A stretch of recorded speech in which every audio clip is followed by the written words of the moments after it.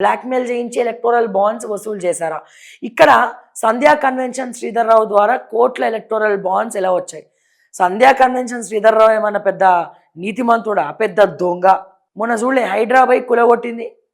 Cinema character artist తనవి కూడా రమ్యనా ఎవరు తన పేరు, వాళ్ళ ప్లాట్లు మొత్తం అన్యాక్రాంతం చేసింది సంధ్యా కన్వెన్షన్ శ్రీధర్రావు కదా.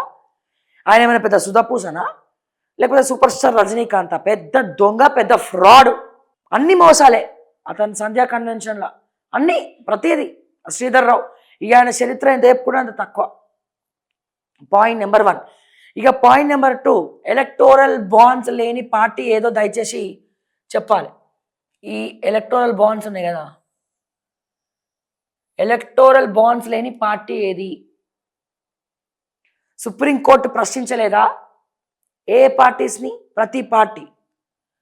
కేంద్ర ప్రభుత్వం విషయానికి వస్తే బీజేపీ, భారతీయ జనతా పార్టీకి లేవా ఎలక్టోరల్ బాండ్స్?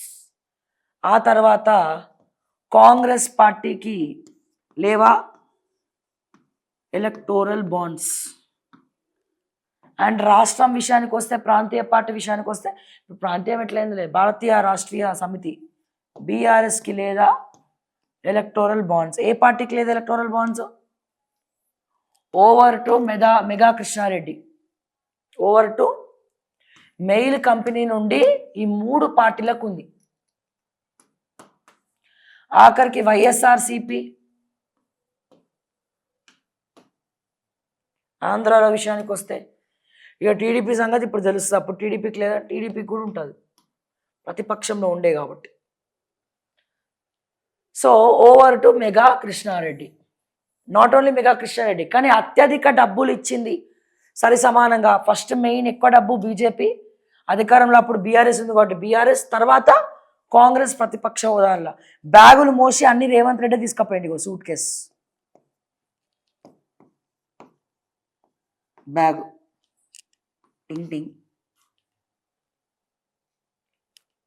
ఎవరికి లేదండి? ఎల్ఎన్టీ కంపెనీ,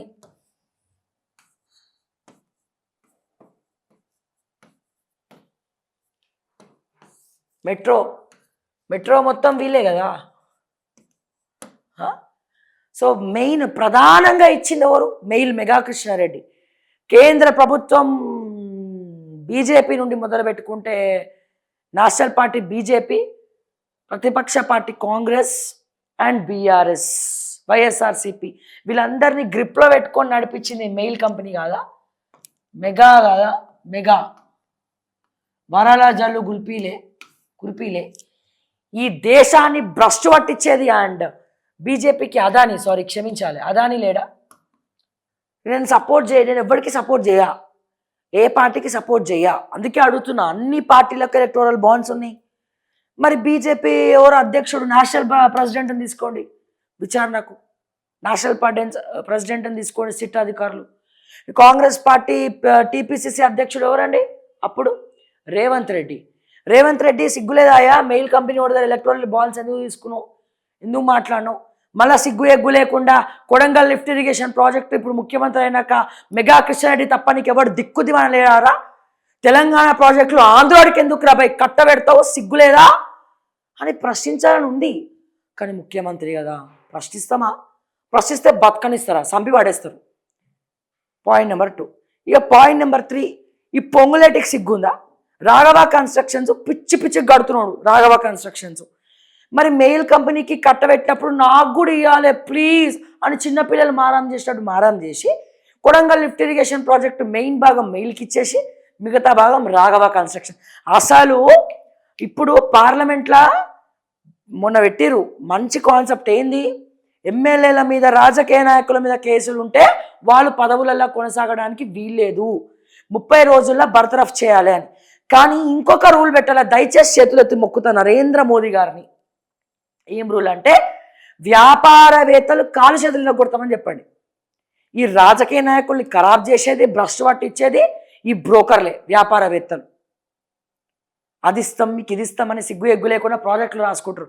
అంతేకాదు ఇంకో రూల్ ఏం పెట్టాలంటే, వ్యాపారవేత్తలు ఎవరు కూడా రాజకీయాల్లో రాణించడానికి, రాజకీయాల్లోకి రావడానికి వీల్లేదు. ఫర్ ఎగ్జాంపుల్ పొంగులేటి శ్రీనివాస్ రెడ్డి ఉన్నాడు. అంతేకాదు ఈ రోజున ఎంపీలకు చాలామందికి కంపెనీలు ఉన్నాయి.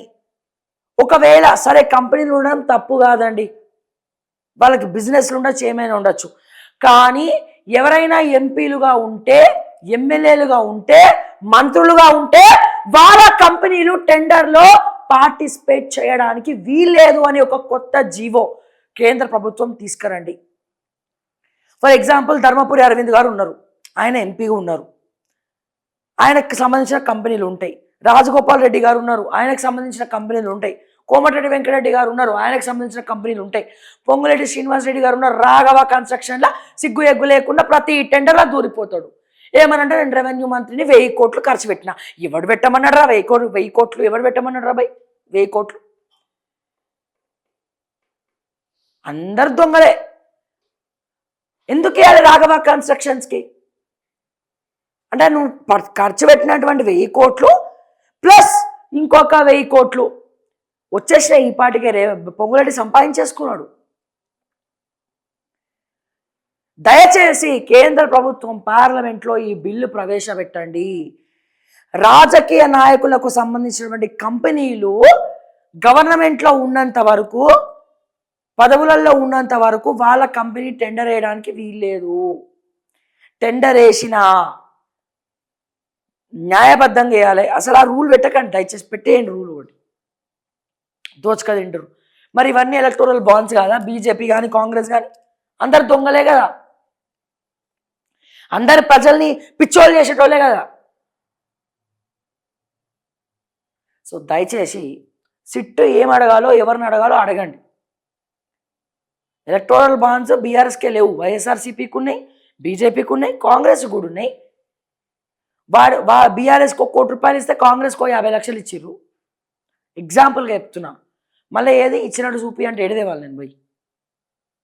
ఎగ్జాంపుల్గా అంతకన్నా ఎక్కువనే ఇచ్చాడు.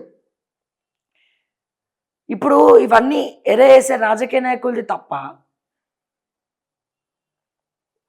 వీళ్ళని ఖరాబ్ చేసే వ్యాపారవేత్తలది తప్ప, సిగ్గు ఎక్కువ లేకుండా గవర్నమెంట్ జీతం తీసుకున్న ఐఏఎస్ ఆఫీసర్లు కమిషన్లకు ఎగ్గబడి దోచుకెళ్ళడం తప్ప ఎవరిది తప్పు?